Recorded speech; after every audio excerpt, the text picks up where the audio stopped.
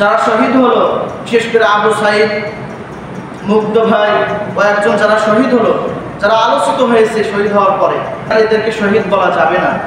এক আহলে হাদিসের খবিস বলেছে যে এদেরকে শহীদ বলা যাবে না। তাহলে তোকে শহীদ বলতে হবে, ওকে শহীদ বলতে হবে।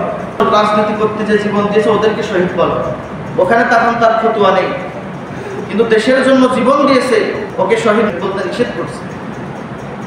এ হলো চাটা গোষ্ঠী।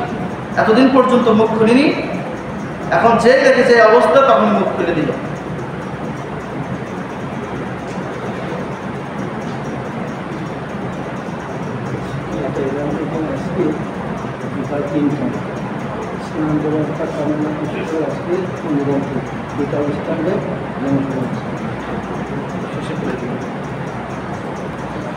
এ কারণে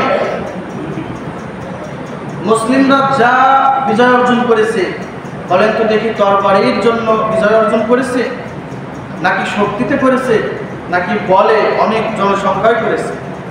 কোনো কিছুতেই তারা বিজয় অর্জন করেনি। তারা বিজয় অর্জন করেছে ঈমান দিয়ে।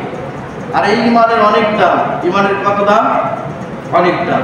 নাইবা পেলাম অর্থ করি, নাইবা পেলাম ঘর, নাইবা পেলাম সুখের দেখা, হোক নাই আপন পর, পথের ধুলি জীবন আমার হোক ধূসর মলিন, অনাহারে অনাদারে যাক না কেটে দিন, তবু দুঃখ আমার নাগাল কবু পাবে না হৃদয়, সফা হারালেও তাও করি না নিঃস্ব হবার ভয়। আমি মুসলমান, আমার ধন হলো ঈমান, ঈমান নূরের রওশনীতে দীপ্ত আমার প্রাণ। আমি মুসলমান, আমার ধন হলো ঈমান, ঈমান নূরের রওশনীতে দীপ্ত আমার প্রাণ। কথা বলেন ঠিক না বেঠিক?